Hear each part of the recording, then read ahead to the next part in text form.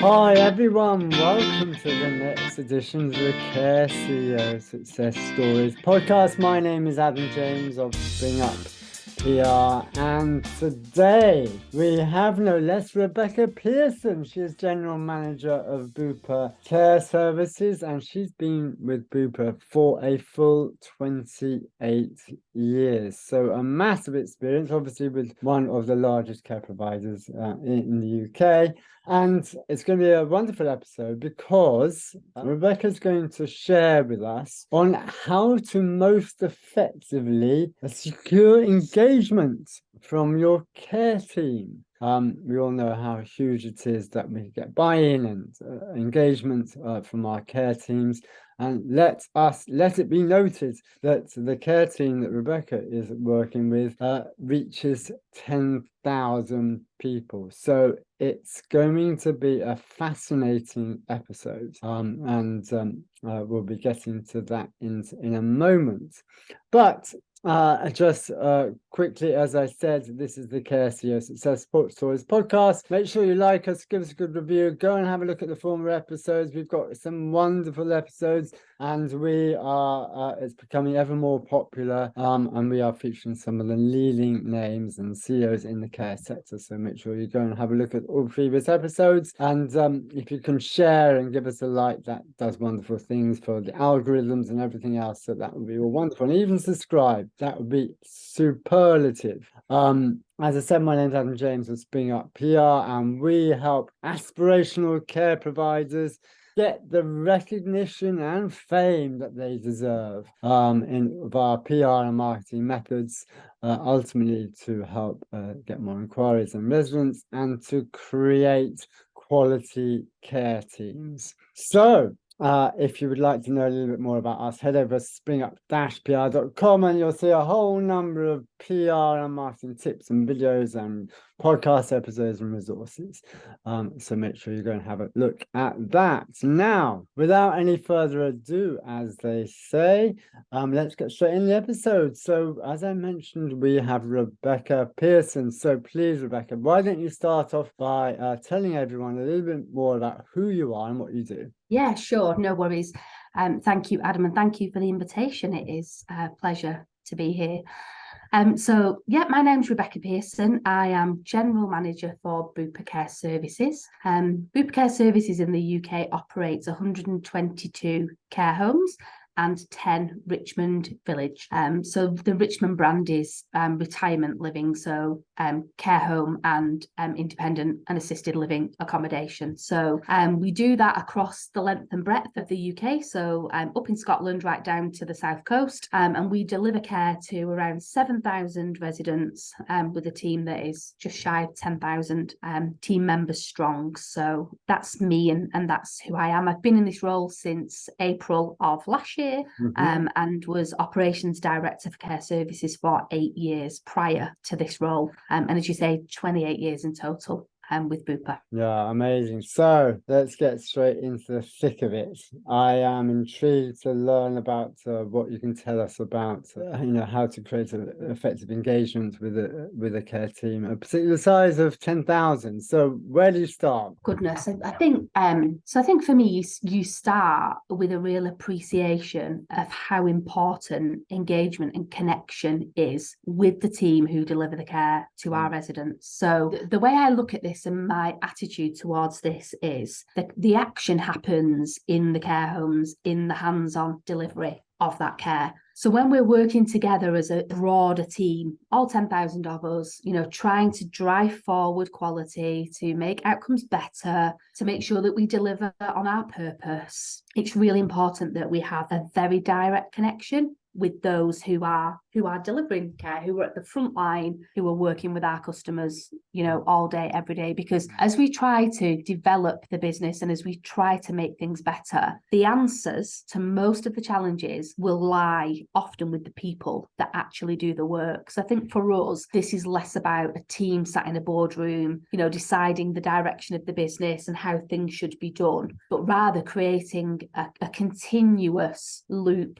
of engagement and improvement to understand what it's like for them. So, you know, what makes the job difficult? What are the challenges? What are the things that get in the way? And what are the things that we can help support and enable to make their work easier, more rewarding, more enjoyable, so that they feel really good about what they do and the outcomes are better for our residents. So I think for me, the start point is accepting that engagement has to occur with every single person who delivers care to our residents. So, you know, for us, our journey to improve team engagement has absolutely started with our connection with them. And I think, you know, personally, in this kind of business that is primarily a people business, it's brilliant people caring to the best of their capability. For people who can no longer care for themselves, it's just really, really important that they feel well supported, that they've got a voice, and that, for want of a better description, the hierarchy is as flat as it can be, and that they have direct access to us, and that we spend a lot of our time in the services with them. So I think for us as a team, that has been the start point, definitely. And with such a large team, how do you systematize, if I can use that word, this process of encouraging engagement? Because, you know, I guess you probably have so much in the hands of your managers and, you know, setting up the home, but probably you have a very centralized process to make sure that everyone knows what they can and should be doing to order to encourage that engagement across the board. So I'm wondering how this works in practice for you. Yeah, so I think the first thing to say is it isn't one size fits all. So we've learned that. So the methods that we use to sort of drive communication, understanding, and engagement are varied, and different things are more effective with different groups of people. So to give you a specific example, so obviously the traditional model would be that messages are cascaded down through various lines of the leadership team. And that happens with us through the traditional methods. But in addition, we try to do new and different things. So we have an internal communication platform that we use called WorkVivo. So that's a global system that reaches all Bupa's 85,000 employees globally. And we have our own sort of space in that system, and that is open to every single employee. So for example, I will share a monthly message. Sometimes it will be written, sometimes it will include pictures, sometimes it will include video messages. So that goes down to everyone. We use the sort of traditional weekly communication methods that you'd expect.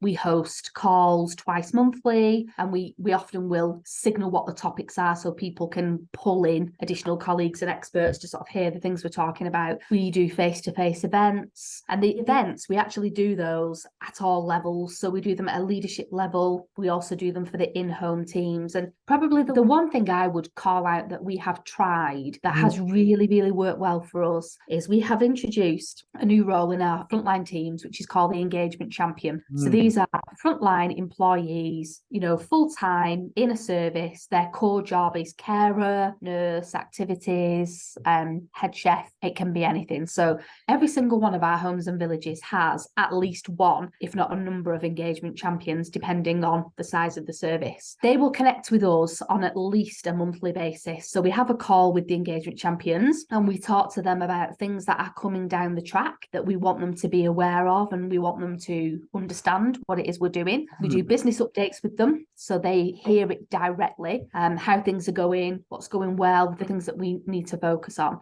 And really importantly, as we're working on new things, we'll test those new things with the champions. So we'll ask them for their opinion. We'll ask them to go back into the teams and canvass employees. And that creates a direct line of feedback. And, you know, a joy for me, and I'm pleased and proud we have this, is we do get quite honest and candid feedback from those guys. And that's welcome. You know, sometimes they'll say, I get you think that's a great idea, but actually for us, that's not so cool because of this, and this. But where we do need help is over here. So it's really, really direct. Yeah, I see. It sounds fascinating. So just make sure I understood, this engagement champion, is this someone who one of your team members, but they are assigned to do that, or they volunteer to do that, or is it? Yeah, absolutely. Not, Yeah. So it's not a separate paid position.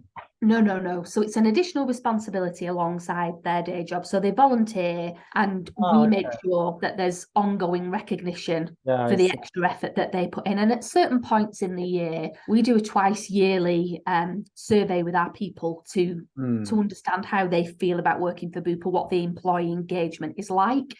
So at those peak periods where the workload is a bit heavier for the engagement champions, then we'll give them additional time. But for most of the time, they're just volunteers who want to work with us to make things better. Yeah, I see. And so it's something that they proactively volunteer to do, so that they've already got an investment in it.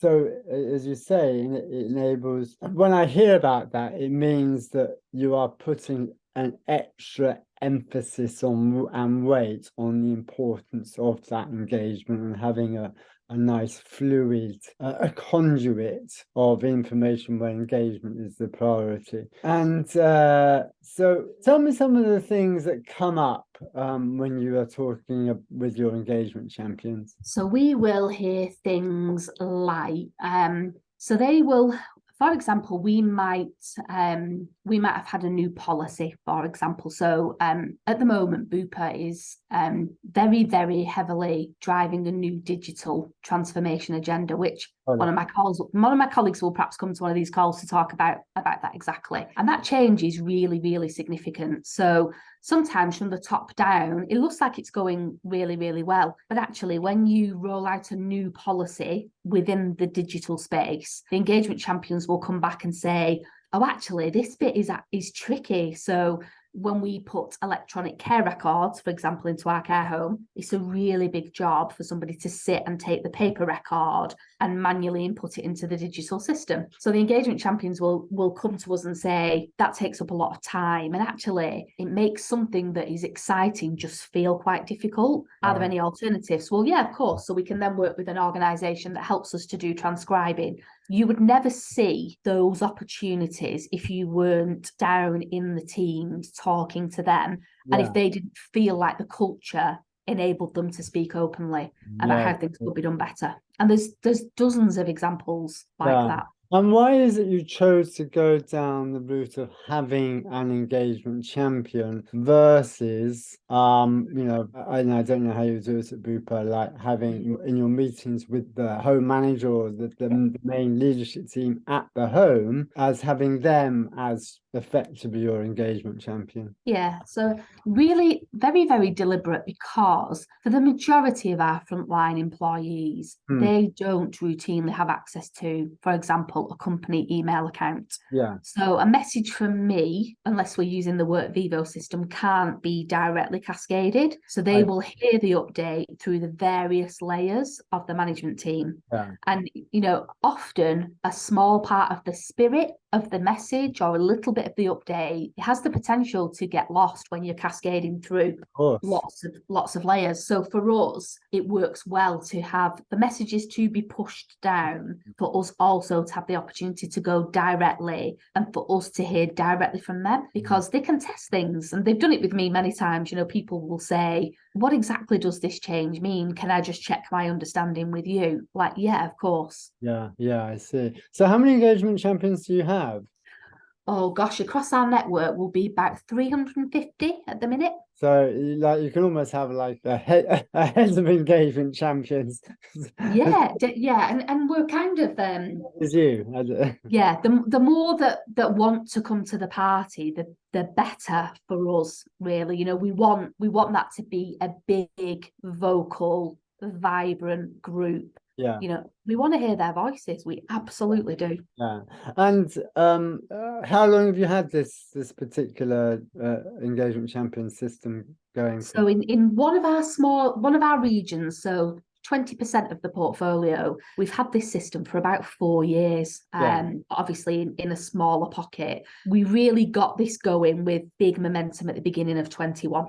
So we've been sort of running and building since then, if you like. And of course, COVID changed lots of things, lots of ways of working in the care sector. But yeah, the team has just grown and grown and become, they were valuable from the start. That they're precious, really, to everything that we're doing. They're such a big part of our future. Mm-hmm. And how do your care home managers fit into this engagement champions work and their role? Yeah, so we try to. The way that things work, when we bring them together, so when we do the monthly calls or we bring them together twice a year for engagement champion events, the home managers will come along with them. So it'll typically be one home manager and 1, 2 or 3 engagement champions from the service. And generally speaking, what the home managers will do is kind of rely upon the engagement champions to make sure that key messages are getting right across the team. Right, and that people, I think the difference sometimes between an engagement champion is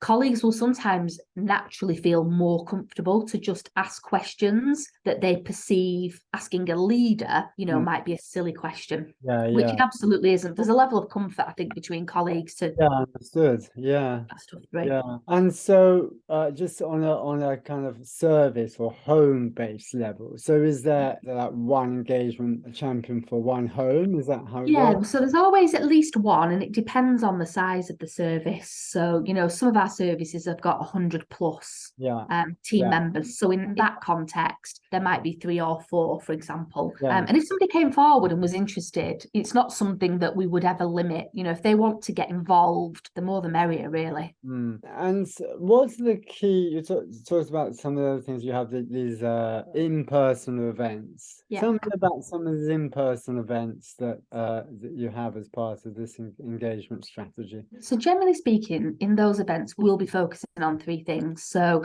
we'll be focusing on what's gone well, so the things that we've achieved and the things that we want to celebrate. We'll also be focusing on what's coming next. So what have we got in our plan? So as a business, in the spirit of driving engagement, we have, we call it internally a love working here plan. So the strapline that sits above engagement for us is this whole concept of loving work, which has gone a bit viral internally with a hashtag. And you actually see the words love work now in our biannual people survey, which is brilliant. So we'll be doing those 2 things with them. But as importantly, we'll be asking them, how do people feel in the home that they work in? What is it that people are enjoying about working for Bupa, and where are the things that we still need to make improvements or do differently? So we'll be using it as a method to gather feedback, and that then drives action that sort of sits in our love working plan. So they're quite practical sessions, and we ask people to come and be very open and engaged, and they're not. I see. Fascinating. And I was going to ask you, obviously organizations such as this size, and it's any organization, but you rely on people being honest and candid, because that's the only way that only way. And again, that's so vital, because otherwise you don't know. And how an organization of this size do you encourage people or allow them to be upfront, frank? And it's obviously a game with so many people. Some, to be honest, probably of course you put more value on some people's opinions versus others. That's probably just how things are. But how do you create that environment where people can say, within boundaries, pretty much what they want? To your point as well, and I do want to echo this, in this sector, that having a culture that enables that is absolutely critical. People have to feel comfortable and confident that they can go and talk to people, A, if they have an idea, or B, if there's an issue, because we are responsible for caring for the most vulnerable people in society. So the way that we do it at Bupa, I believe, is through the culture that we create. So we have a very, very open culture. We actively encourage people to come and talk to us. Our team members can contact any of the leadership team. We do work incredibly hard to kind of flatten the hierarchy. But it doesn't happen overnight. You've got to work. People have got to be brave and talk to you, and then have a good experience to tell other people. It's fine. You should ring. I spoke to person X. They were great about it. They were open to the feedback. So you have to establish that culture, and then you have to work really hard to make it real for people, so that they trust you enough that they will do that. And I genuinely believe we have that. And we were talking about digital transformation earlier, and obviously post where we are with the COVID, Yeah. and we moved to Zooms and Teams. Where are you with this engagement on face-to-face versus Zoom and Teams? Yeah, so I think we have a really good mix. So earlier today we've had a Christmas celebration. We've done that virtually through Teams. We operate a lot of our sort of routine operational calls through Teams. We have people at face-to-face events. I'm talking to frontline team members every day through the Work Vivo platform. They're posting, I'm posting, we're sharing pictures, we're commenting. So there's an ongoing dialogue that's happening there. And that's embracing the technology that enables that is a brilliant thing for us as we come forward. And technology for us is going to play a massive part in our future, both in terms of moving care on and sort of predictive healthcare, but also just being able to connect with the team that do the amazing work for us. And it's a mix. Yeah, I see. And another question I have is around the kind of in-house celebration and awards and that. To what extent do you have that, and what extent do you feel it's important or not? And how have you maybe organised it? Yeah, absolutely. So one example is when we do our biannual people survey, we are striving for world-class engagement. So the definition of world-class is 80%.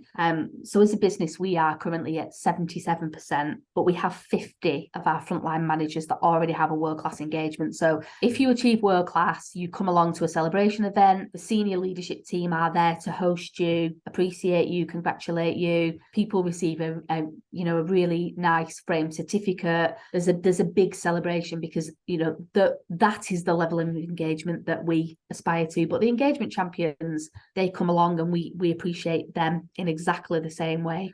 We're also, this is just an in the moment example, so through the month of December we're running a daily advent calendar. So every day we will post to our engagement champions. Everyone that likes the post goes in to the draw, and people have won some amazing prizes, and that's gone quite viral through the month of December. So we're always looking for ways to kind of verbally and in monetary terms appreciate the work that people do for us.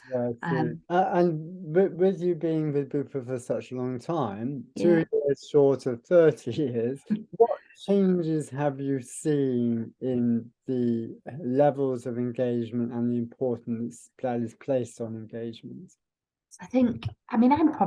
I would see myself as an example, actually. I believe that Bupa do that really well. I think to have an almost 30-year career is driven by the fact that something new and exciting was always there, for me to do. I think it's incredibly important to us, both globally and within the UK market unit, because we are a healthcare specialist and we need to be able to attract and retain the very, very best people to do the very best job for our customers. And sitting at the heart of that is strong engagement.